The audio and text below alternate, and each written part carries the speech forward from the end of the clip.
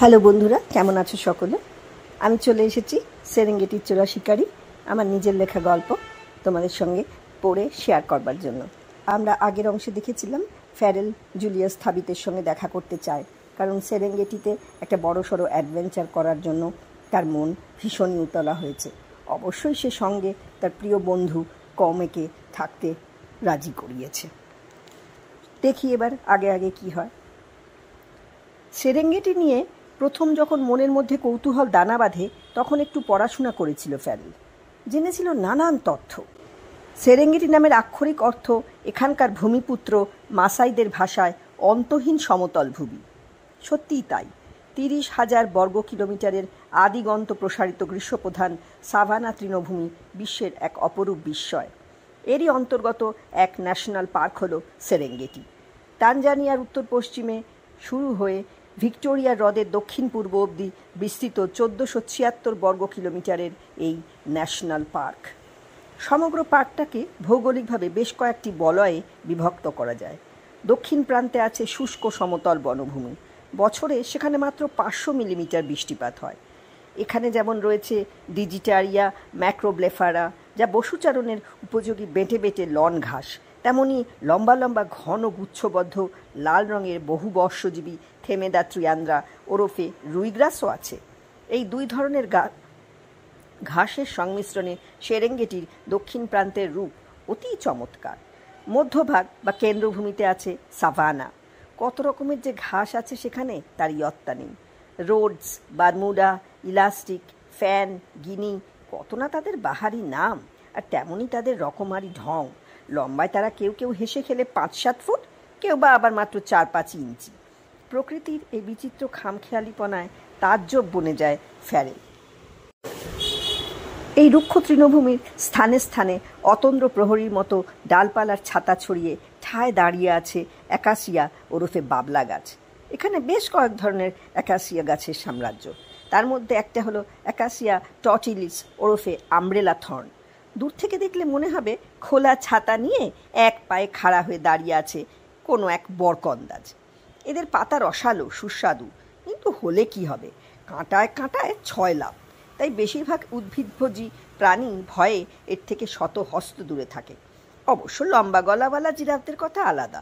ওরা দিব্যি কায়দা করে কাঁটা এড়িয়েই এই গাছের শয়ে শয়ে পাতা কচমচিয়ে খেয়ে নেয় ওদের শক্তিশালী জিভ দিয়ে।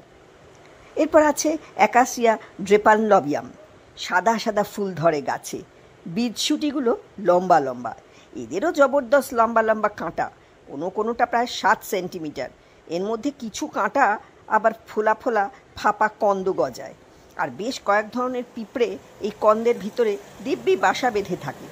পিঁপড়েদের অনবরত যাতায়াতের চোটে কন্দের মধ্যে অজস্র ফুটও তৈরি হয়।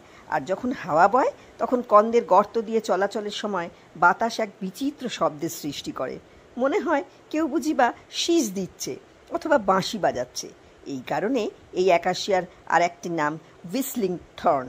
শুধু অ্যাকাসিয়া নয়, সেরেঙ্গেটি সাভানাতে শোভা পায় বাওবাব, কিগেলিয়া, আফ্রিকান এবনি। চলতি কথায় কিগেলিয়াকে বলে সসেজ ট্রি। ওর ঝুলন্ত ফলগুলো দেখতে ঠিক যেন সসেজের মতো, তাই অমন বাহারি নাম।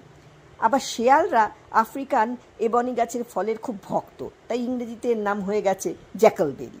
এইসব গাছ ছাড়াও কাঁটাওয়ালা ফণি মনসার ঝোপঝাড়ও আছে ইতিউতি বাসা বেঁধে। সেরেঙ্গেটির পশ্চিম ভাগেও বৈচিত্র্য কিছু কম নেই। সেখানে যেমন ঘাসের সমতল ভূমি আছে, তেমনই আছে অ্যাকাসিয়ার জঙ্গল, জলাভূমি এবং বৃক্ষ আচ্ছাদিত পার্বত্য অঞ্চল। এখানকার ব্ল্যাক কটন বা কালো কাদামাটি পট্টির মতো জড়িয়ে জড়িয়ে চলে গেছে সেই ভিক্টোরিয়া হ্রদের সীমানা অবধি। এই অঞ্চলের আরেকটি বৈশিষ্ট্য হলো এক জোড়া নদী, মবালাগেটি আর গ্রুমেটি। এই দুই নদী একে অপরের থেকে প্রায় 20 কিলোমিটার দূরত্বে কম বেশি সমান্তরালভাবে পশ্চিম দিকে প্রবাহিত হয়ে গেছে। আর সেরেঙ্গেটির উত্তরাঞ্চল, সেখানে রয়েছে গ্রুমেতির কিছু অংশ ও মারা নদীর বিভিন্ন শাখা প্রশাখার ধারে ধারে গজিয়ে ওঠা ঘন গাছে ভরা তৃণভূমি।